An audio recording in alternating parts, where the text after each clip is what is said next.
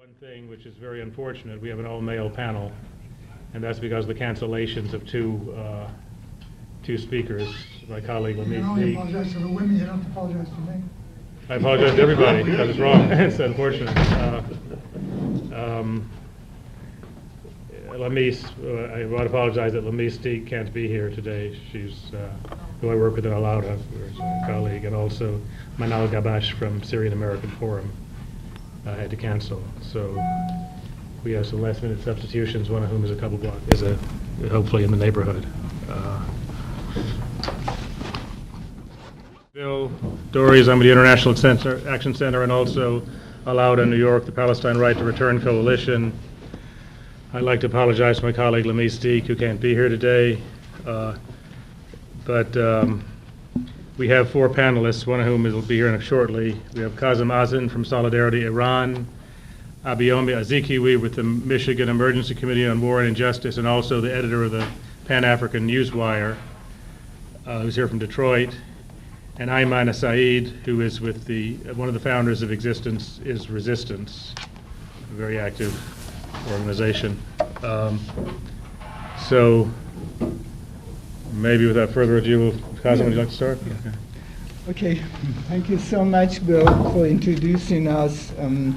I want to please everybody. I speak English. I can read better than talk. If something I spoke that you didn't understand, please note and let me know, so I can explain more about that. Since I'm from Iran and I have been active for about 45 years now, since I was 18 years old, I participated in mass demonstration for the bus drivers' strike in Iran, which was oppressed by the puppet regime of the Shah and was forced to leave the country. So I rather to talk about Iran. Iran is a country of 80 million people in a very important area. It has a long history and it's an important country when we're talking about the struggle of the Middle East for freedom. So the struggle of the Middle East for 100 years started before 1900. Maybe in 1890, the nature of the struggle became against imperialism.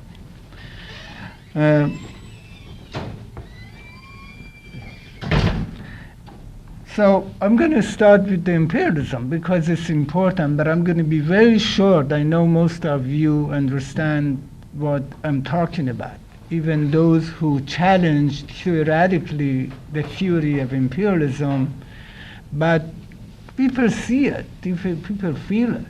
So I start with the imperialism. It is the most reactionary force in the history of the mankind, to my opinion. Imperialism is a social economic development of the world historic reaction in the most advanced stage of commodity production ever seen in the world, meaning capitalism. So the most reaction is more reactionary than feudalism, is more reactionary than slavery, is more reactionary than any reaction in the history based on the same character, which is private ownership of the means of production. But it's the most reactionary force in history. Let me just give you one example why it is the most reactionary force. Besides all the war, all the criminal wars, besides the killing of millions of people, only in Vietnam, imagine how many, in Iran, in China, in Korea, in Latin America. Besides that, there is one major contradiction in the world right now. It's caused by imperialism, and that's the contradiction between the survival of the human being and existence of the imperialism. Because people of the world cannot survive with this system anymore. This system is not a humanic center.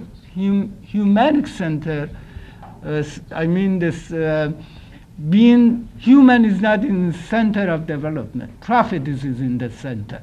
So right now, look at health, environment, and everything is being challenged by the imperialism. Imperialism doesn't let the world develop. The survival of human beings is under question. So sometimes I can see that as a major contradiction besides the struggle of the people of the Third World, including the Middle East. Of course, capitalism, imperialism has gone through different stages, but the revolutionary should not be fooled by these different stages. Yes, there was October Revolution, there was China Revolution, there was globalization, there was a lot of changes in the world. But the main nature of the imperialism hasn't changed by these changes.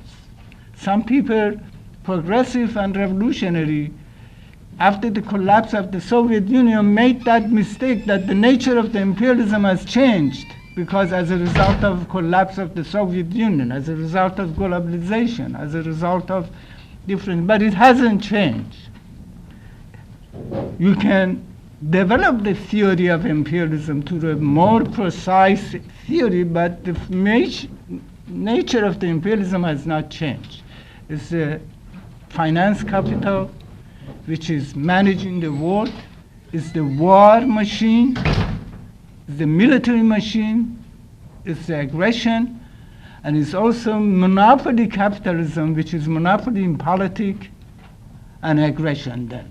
Look at United Nations, look at all these tools in the hand of imperialists to pressure the people of the world, including Iran, and more than any, the people of the Middle East because of the energy which is there. So all I want to say, all these changes doesn't change the nature of imperialism. We are still in the era where the most reactionary force to be removed in order to free the productive forces and guarantee the survival of the human being, we should get rid of imperialism. There is no question about that. Whoever says that is being attacked with propaganda machine, intellectual, intelligentsia, and everything of imperialists to be humiliated as a reactionary person by imperialists, but it's the opposite. It's opposite. Whoever imperialism attack, we have to defend. I learned that by, not book, I learned that by struggle, going into the street, defending people who were nice, and seeing that the imperialism is attacking them, and all that. So Middle East, history of Iran is the history of fighting against imperialism. Iran, in beginning of the 19th century, started struggling against imperialism. One of the forefront, even earlier than Russian Revolution and Chinese Revolution, it was 1905 Constitutional Revolution. Of course, Iran was influenced theoretically by the gains of the Bolshevik Revolution in Russia, but Iran had always struggled against imperialism since 1890. Specifically, Constitutional Revolution was defeated by coup d'etat. The leaders were killed, including Haydar Khan, the leader of the Communist Party of Iran, including Sattar Khan, the nationalist leader of Iran, and some of the religious leaders like Shirazi were oppressed and put in jail. Another nature of anti-imperialist revolution in Iran, there was always three forces, the Muslim, the left, communists, socialists, and the nationalists. Again, the same thing happened in nationalizing the oil, led by Dr. Mossadegh, and it was defeated by extremely reactionary coup d'etat of the CIA, engineered by the CIA, by the reactionary forces inside of Iran as a collaboration of the most reactionary forces in Iran, very small minority.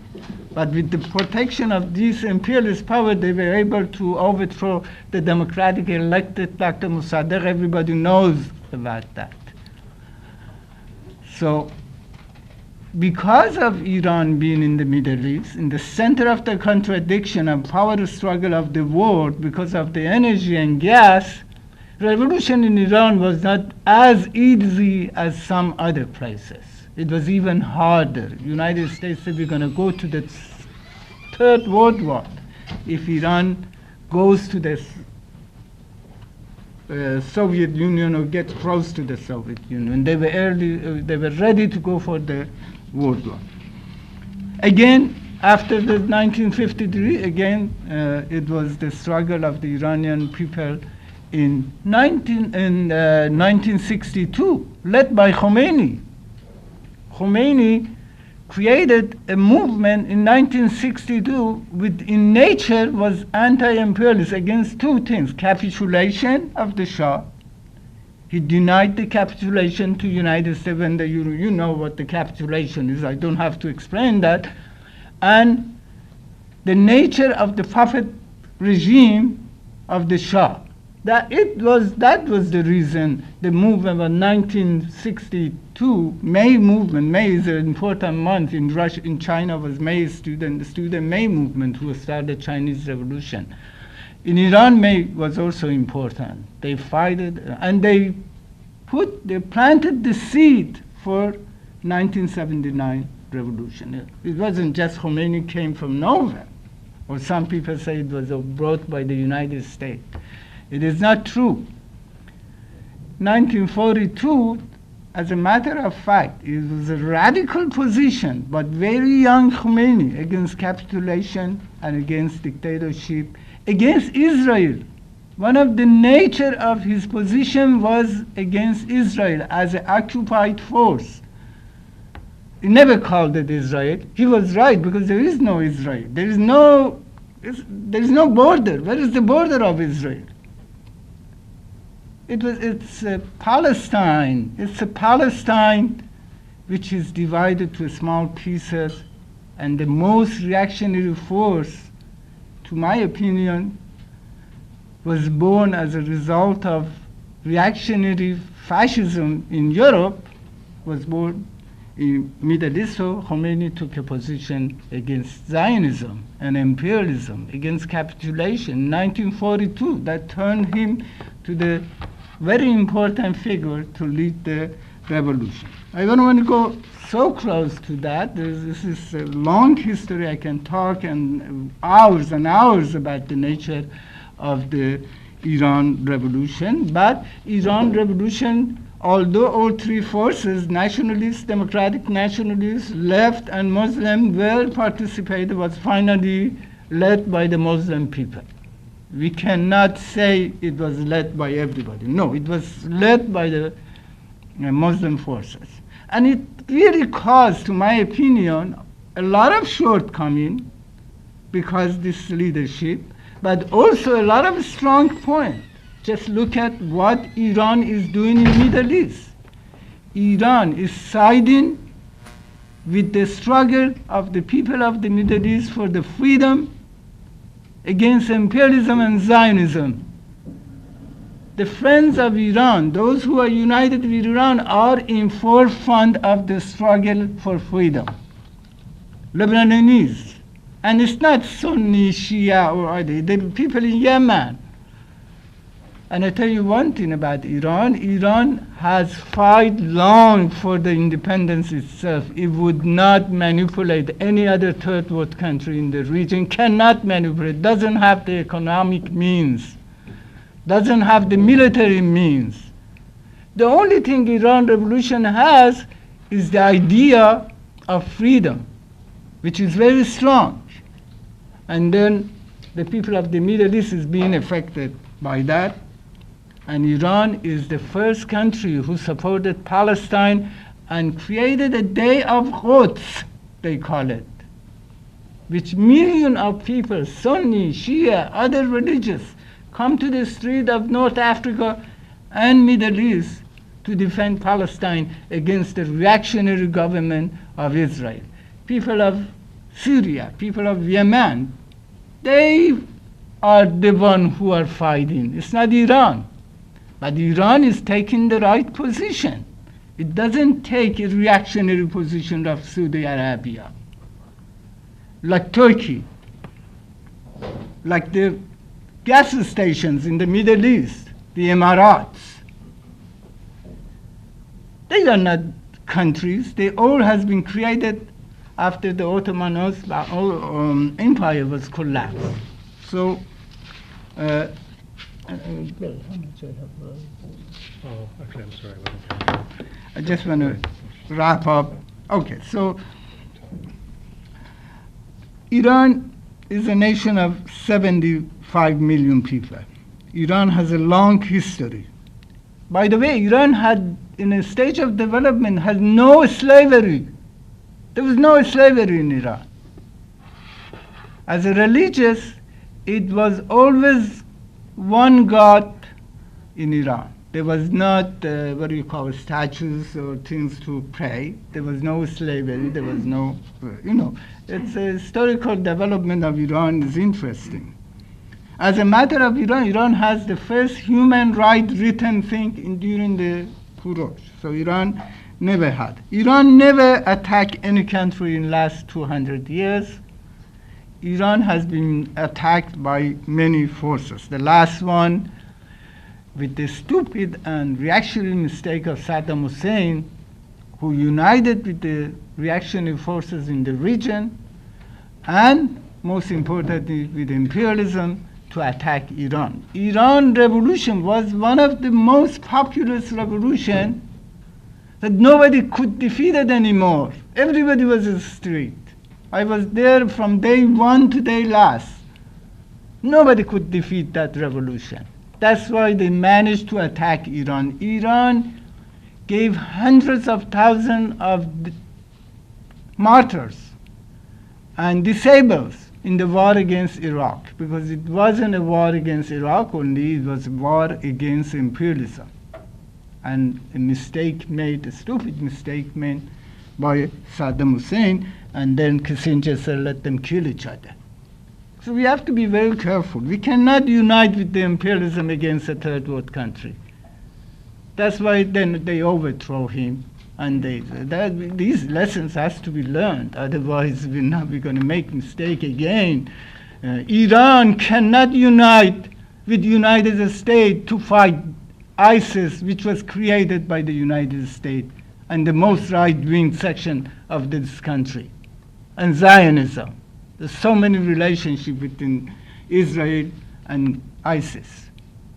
You can open the news, not the mainstream, but progressive news, you're going to see how many meetings Netanyahu and his co-policymakers had with the Daesh leaders and ISIS leaders. Of course, ISIS has a mass base because imperialism destroyed the countries in that region so badly, people rather to die for ISIS than dying openly by the imperialist attack.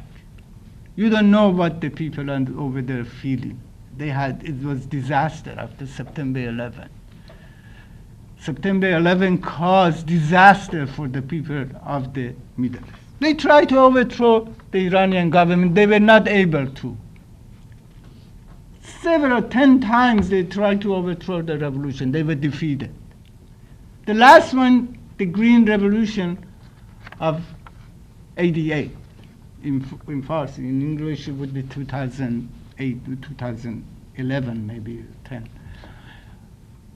Yeah, Green Revolution, they wanted to use the major contradictions inside the Iranian society and inside the government to manipulate and little by little change the nature of the government or take Iran to the domestic violation and war.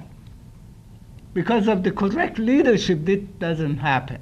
But United States take Iran economy hostage by sanction. One of the most reactionary sanctions ever happened in the world, maybe next to Cuba. And Cuba has a lot of friends because Cuba is a better government, to my opinion. But Iran doesn't have as much as friends, and also it does have its shortcomings and it does have its positive points. But economy of Iran was taken hostage. United States could not attack Iran Iran have a strong government, a strong military, and heroic people that would never be defeated so easy and would never be defeated. They said we're going to defeat United States, and we're sure we're going to, and it is clear. If we go to the military strategy, I show you why Iran cannot be defeated. It's not accidental that the Obama becomes rational section of the ruling class of the United States against those who are really crazy. They want to war anyway. Bomb, bomb, bomb Iran. He has more class analysis. He says, okay, let's change Iran from within. We can't do it from without. So let's do it from within. So Iran, the struggle has gone a new stage. Iran supported the struggle in the Middle East. That's why Iran becomes strong. Iran national interest is attached to the national interests of Lebanese, Palestinian, Syrian, and all the nations, Yemenis, and Saudi Arabian people, and Egyptian people, and all the people, because it says you have to be independent. We have to be respected by the forces in the world. So, let me wrap up with this. There's no other way. The only way for the people of the Middle East is to continue resist against imperialism and Zionism, to unite, and at the same time play a smart role as a politician, to use the contradiction of the imperialist bloc against themselves. Just one last point I make. There's a negotiation going on. We should not be fooled by the Obama administration as a defender of peace. Obama administration could be called as a rational section of the U.S. imperialism who thinks he can change Iran from within. He wants to wrap up the situation in Middle East.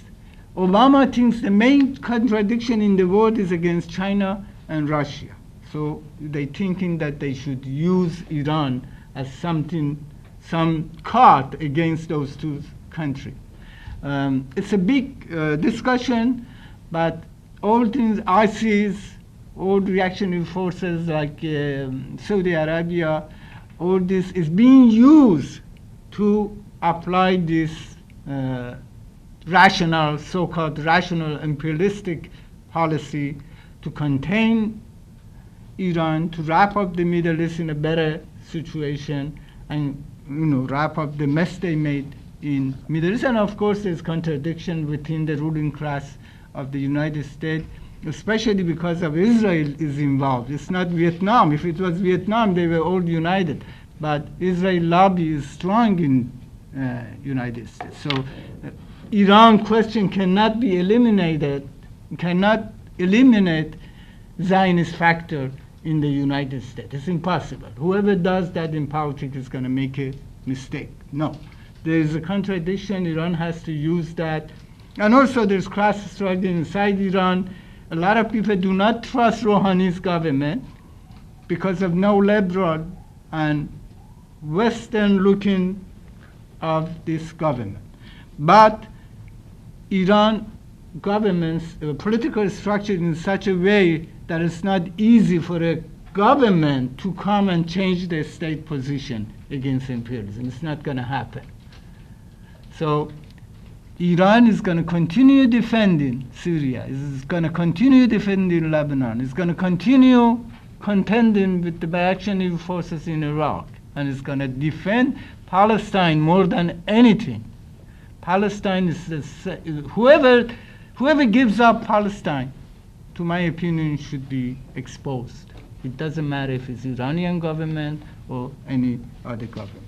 Thank you.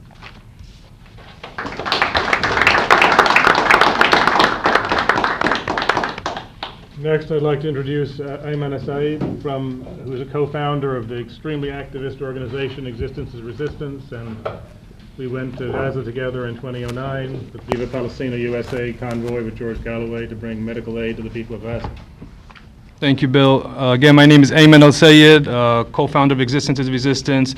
It's a political activist organization based in New York, which uses the arts, like hip-hop, dance, poetry, music in general, as a tool of resistance. We go to Palestine on a yearly basis, conduct workshops in the refugee camps with the youth, and do performances at night.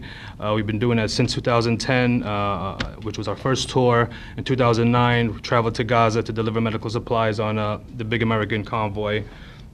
I'm Lebanese American, born and raised here, but I've been to Lebanon lots of times. I lived in Lebanon. I've also been to Syria, but I was a kid. All I have is good memories of Syria, not what we see on the screens today. Also, I traveled to Iraq as well with the International Action Center and against the Iraq Sanctions Challenge. I think that was in 2000. So, I want to address, basically what I'm going to address mainly is the instigation of sectarianism in the region today, and how the goal of the Iraq war was really opening up this hellhole of sectarianism and dividing our people, even more than it's for oil, or even more than neocons want to reshape the region, even more than that. This was intentionally done to have us fight each other, kill each other, and they've been successful in it. And our people have fallen for it, unfortunately. This is classic divide and conquer colonialism, but our people have fallen for it. And you see the fault lines today is Sunni Shia, or Arabs, Iranians, they want us to fight each other versus. The other fault line is there's those who want to fight Zionism, those who don't want to abandon the Palestinian struggle, those who believe we can be victorious, and those who are mostly the political elite, the bourgeois elite, I hate to speak in sectarian terms, but some of the Sunni elites in the region who want to do business, who want to recognize Israel, don't want to confront it, don't believe that we have the capability to defeat Zionism. So they just want to abandon the Palestinian struggle, abandon the Lebanese resistance, and be selfish nationalists, just their own little country. I'm Saudi Arabian, I'm Yemeni, I'm Syrian, and forget the Arab nationalism that was alive at one point. It seems to be dead today, unfortunately. And now we have all these Islamist movement more than we have Arab nationalist, secularist, leftist, socialist movements. They barely exist in the Middle East, or they're very small. They've been weakened, defeated from wars, the people's wars in the 70s and 80s, throughout the region. Excuse me, I'll be looking a little bit on my pad because I had to prepare a little late, but so I want to address Syria because that's such a divisive issue going on right now. It's not only divisive here in the States between, different leftist political parties or individuals, it's also very divisive in our homelands. Syrians are divided, Lebanese are divided, Iraqis are divided. People throughout the region are about this question. What I wanted to say was, I don't understand how what Saudi Arabia is trying to do is have the Arab people in the region, especially the Sunnis, blame Iran for all the problems that's going on. They want us to believe that Iran is the reason we have all this mayhem and chaos, when in fact it was the American invasion of Iraq that unleashed all of this. So how can these countries like Saudi Arabia, Qatar, UAE, Bahrain, who have bases on their land that helped the U.S. destroy Iraq, turn around and tell us that it's the Iranians who are to blame for what we see now, whether it's the misplacement of Iraqi Sunnis or who became refugees and let's say went to Syria or lost their power. I believe the U.S. intentionally disenfranchised the Sunni community or made them feel disenfranchised, and this disenfranchised them in many ways in order to create this sectarianism war that we have today. The rise of ISIS or Nusra and different, Islamist fanatical groups in the region. This was all intentional, I believe. Every time when the Bush administration was in power, every time Condoleezza Rice went on the mic and said, "We do not want a civil war," that was a lie. They wanted a civil war. They wanted us to kill each other. That was the goal. Especially since, for example, in Lebanon, Israel has not been able to defeat Hezbollah, which is the legitimate Lebanese resistance. Israel has not been able to defeat them. And actually, Hezbollah has defeated them several times. That's why they had to flee in 2000. So what their plan is, we can't defeat them. Let's have their own people defeat them. Let's get them involved in internal wars in their own countries, whether they want them in Lebanon. Hezbollah has done its best to avoid an internal war in Lebanon. Now they've been dragged into the Syria thing. It may be a trap, but they really had no choice but to interfere in Syria, unfortunately.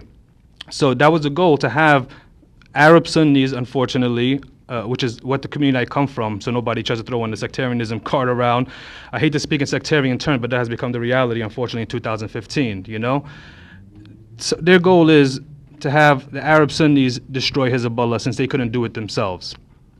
And Hezbollah has been doing its best to avoid that trap, has not got engaged in internal Lebanese war, even though they've been provoked so many times, so many times, and they've been very patient.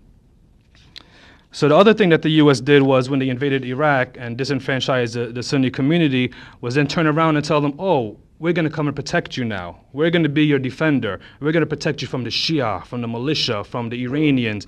When you're the ones who disempowered this group in the first place, who made them feel vulnerable in the first place, who made them feel like they might not be able to get a meal tomorrow, they might not be able to feed their family. And what does that lead to? It leads to basically like The Walking Dead. Those who watch the show, it's chaotic, you're scared, you'll side with the worst of the worst, you work with the devil, even the devil who put you in this position in the first place. And that's basically what's been going on in the region today, and that's what we see with the rise of ISIS. And unfortunately, maybe some of the Ba'athist forces did collaborate with them in Iraq and in Syria, because there's so many contradictions in all this mess that's happening. I want to address also the people who support the rebels in Syria. There's a lot of people in the United States who support them, whether directly or indirectly. They might not directly say we support some of the worst of the groups, like ISIS and stuff like that, but they still support the concept of the overthrow of the Syrian government.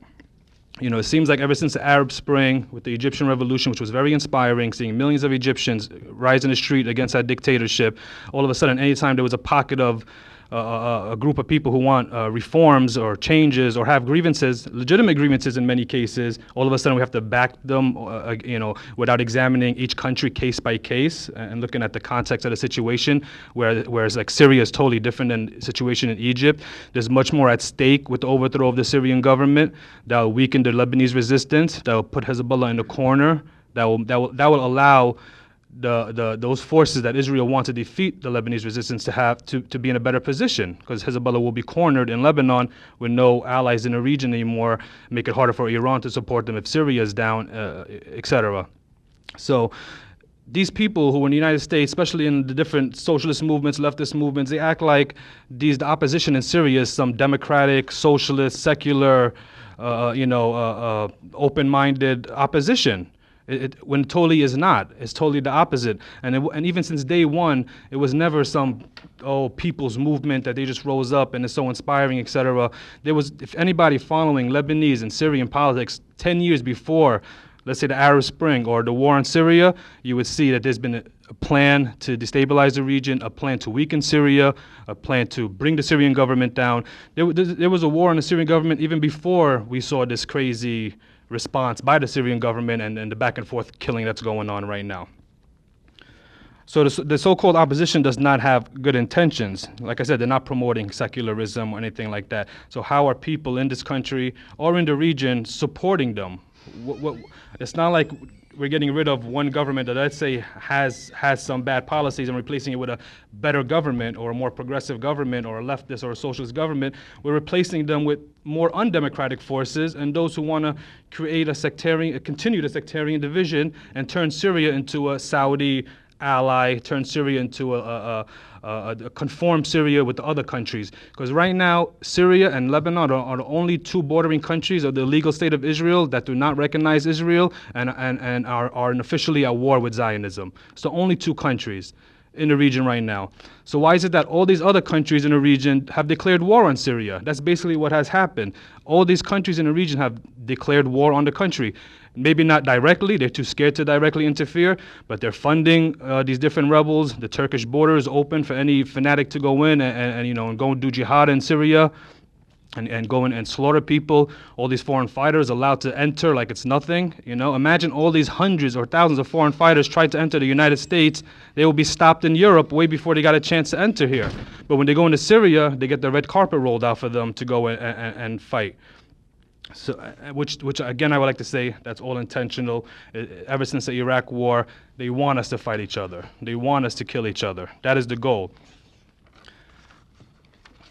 The other thing that some of the supporters of the rebels try to claim, so many contradictions that they have, they'll tell you that, first they'll tell you Israel has nothing to do at all with what's going on in Syria. Israel has nothing to do with it at all.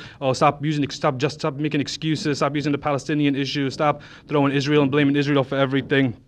They'll tell you that, and then they'll turn around and tell you, Israel really supports Assad. Israel really wants Bashar al-Assad to stay in power. Israel really wants that. And at the same time, you have Syrian rebels being treated by the IDF on the border in the Golan Heights. An article in Haaretz reported that the United Nations witnessed Israeli soldiers helping opposition members, rebels from Syria on the border, treating them and delivering supplies.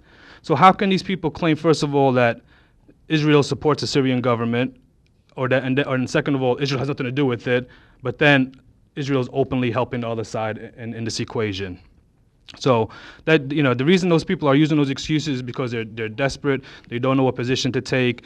They're scared to be on the wrong side, for example, in case the Syrian government does get overthrown. They don't want to be on the wrong side. Whoever is a new person to take in charge. They don't want to be the ones who stood on the right side in this struggle because they were defeated. One of the big reasons why this is happening today, this splintering, this sectarianism, this division amongst our people, is because of the defeat of Arab nationalism. Arab nationalism was the number one threat to the U.S. imperialists, to Zionism at one point, from the 50s, 60s, 70s, even to say up to the 80s. That's when they started instigating these Islamist movements, supporting these Islamist groups, whether in Afghanistan, even in Palestine. It's not that Hamas is not an Israeli agent, but Israel did allow them some leeway to grow, to be a rival to the PLO at that time, which was more of a threat because they were the secular ones. They had more of a socialist ideology. They appealed more to, let's say, Jewish Americans or even Israelis that, we're not here to push you into the sea as they claim. We want a one future democratic, hopefully socialist state. So they were more of a threat than an Islamist group, but you can easily point their finger. Look, they're fanatics. Look what they believe. They want to kill all of you. They want to kick you out in the sea. There's no reasoning with them. There's no compromise with them. And at the same time, that created rivalries inside the country, like as we see today between Hamas and the Palestinian Authority. So it's this weakening of Arab nationalism, the defeat of Arab nationalism, because at one point we had so many different parties, the PFLP, even the PLO, which was very progressive at one point, so many different parties in Lebanon, socialist parties, communist parties that were much more stronger, that have been defeated, because the truth is the imperialists would rather deal with Islamic movements than deal with rational, secular, leftist, organizations that know what's really going on in the region, that won't fall for the sectarian traps, that won't allow themselves to be used in the region for American agenda. Unfortunately, our people are being used currently the same way America used people in the past. America used the South Vietnamese in the past. America used people in Laos in the past to enforce their agenda. They used people in Korea. That's why there's a division. And today, unfortunately, they're using the Sunni population in the region. And again, I hate to speak in sectarian terms, but this is the reality and what's going on. Saudi Arabia is playing the savior of the Sunnis. We're here to save the Sunnis who are being attacked and disenfranchised and killed, et cetera, et cetera. And the way to do that is you have to spread propaganda, which is anti-Shia propaganda, anti-Iranian propaganda, anti-Hezbollah propaganda, and promote this idea that they're the real enemies, when the truth is it's the United States that created this problem in the region. They overthrew the Iraqi government. They flipped that country upside down. They're the ones who created this mistrust amongst the Iraqis, or at least furthered it and made it worse. And now you see what's going on today with our people killing each other. And it's similar to the weakening of the black nationalist movement in the United States. When the U.S. declared war on the Black Panther Party with COINTELPRO, once the Panthers got fractured, splintered, were weakened, were destroyed basically, they turned into different Crips and Bloods and Crips and became gangs, unfortunately, and it became an idea of now we kill each other instead of targeting the state. Instead of targeting our enemy, we're going to target each other instead and fight for the petty crumbs, fight for the little bit of money, fight for the little bit of power, instead of fighting those who put us in this position in the first place. Because it's much easier sometimes to fight that person who's next to you, who's maybe more vulnerable or weaker than you, or perceived to be weaker, than to fight the real bully on the block who put you in your position in the first place. Okay. So as you were saying with Iran, for example, the U.S. exploits legitimate grievances on the ground. They've done that for years. There are all legitimate grievances in every country. Not everything is perfect in Cuba. Not everything's perfect in Syria. Not everything's perfect in Iran. But why should it be? And it shouldn't have to necessarily be in order for them to be self-determined. They don't have to be either you're perfect or we can wreak havoc on your country and destroy your country. It shouldn't be either or. But that's what some of these people who support the opposition in Syria believe. Either Syria has to be this flourishing, beautiful example of democracy, or hell with it, let us destroy as much of it as possible, let's bring down that country, let's wreak havoc at any cost. They want the overthrow of the Syrian government at any cost. They don't care about the consequences to the Syrian people as we're seeing today. All these forces who were involved don't care about the Syrian people, don't care about the Lebanese people, don't care about the Palestinian people. They care about their agenda of staying in power, whether in Saudi Arabia or these other Gulf countries, continuing to be America's dog. Saudi Arabia is mad with the United States negotiations with Iran. They're scared that they're going to be replaced, or they're going to be no longer be the main dog on the block, at least the Arab dog. Let's say Israel's number one, but the main Arab dog on the block, and that's what they want to be. And now they're threatened by all these negotiations we're seeing with Iran. So the U.S. basically exploits the grievances on the ground. Let's say, you want more reform in your country. The U.S. will come in, exploit that, and say, yeah, we'll stand with you, we'll support you. You do need legitimate. Here's some guns, here's some money, and the U.S. is directly, may not directly be funding the rebels, but they're indirectly funding them through Saudi Arabia and these other countries there. If the U.S. sells Saudi Arabia billions of dollars worth of weapons, and then Saudi Arabia takes some of the weapons and gives it to fanatic rebels, it's the same thing as if the U.S. gave it to them. They just use a middleman on the ground. The one thing I want to say, though, it is very dangerous. I don't know why our people haven't realized it, just from learning from history, but it is very dangerous to collaborate with imperialism, because imperialism will use you.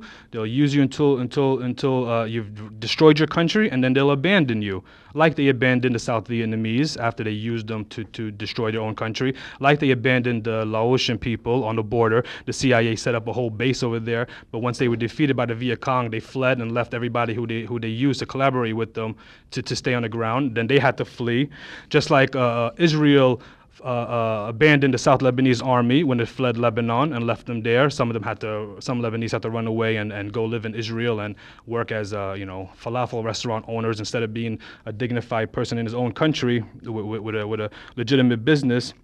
So it's not worth collaborating and enforcing an American agenda and then having to flee your country once the U.S. is defeated. That's not worth it. That doesn't make any sense. We have to find a way to be able to stay in the country, keep our countries as independent as possible, figure out our grievances internally without allowing foreign countries to exploit them, whether it's the West or it's not the West, and finding a way to stay as independent as possible. Because asking for foreign help is a recipe for disaster, as we see in Syria, for example. It's a recipe. We're destroying our own country for what? Who's going to take over? What's the goal? It looks like the goal only is Sunni-Shia war, kill each other, have them divided, distracted, hopefully drag Hezbollah in it, and hopefully Israel could just be, be safe in that corner and relax and not have to worry about the threats of the resistance. So all I want to say is, I'm just going to conclude with, we have to continue to be outspoken. It's not a popular position to have. It's not a popular position to say that the Syrian government should not be overthrown, at least not in this way. In Egypt, it was different. There was no foreign interference, maybe very little, but there was no foreign interference as we see in Syria. Egypt was a legitimate millions of people who were sick and tired of decades of dictatorship rose to the street. We did not see that in Syria. We saw little pockets of opposition, some who had past grievances, some who were Islamist-oriented, some who had like Muslim Brotherhood politics or remnants from it from back in the days. They're the ones who rose up in different pockets, and all of a sudden now all these foreign fighters are there. They're backed by all these foreign governments. A war was declared on Syria that was not declared on Egypt, for example. So I just want to tell people who do support the so-called rebels, you have to look at each case individually. Don't just, every time you see 15 people protesting, all of a sudden it's a legitimate movement that you have to stand behind. You have to examine the consequences of the overthrow of the Syrian government, which would be defeat of Hezbollah, or at least a weakening of the resistance. So let's continue to be outspoken, even if it's not a popular position. It's not easy being on this side of the equation. Many people are either staying quiet or being neutral, or because they're scared that they thought Syria was going to be defeated easily. They thought the Syrian government was going to be defeated, so they're like, why should we stand on that side when they're going to lose anyway, when the war first started, so let's just be on the right side and try to get our way in with this new government. So, I am hopeful because not everybody has fallen for the sectarianism in the region. When I speak to Lebanese, not everybody has fallen for it, thank God, even though many have, but not everybody. So let's continue to organize. And like hip hop legend Chuck D said, hopefully brothers gonna work it out. Thank you very much.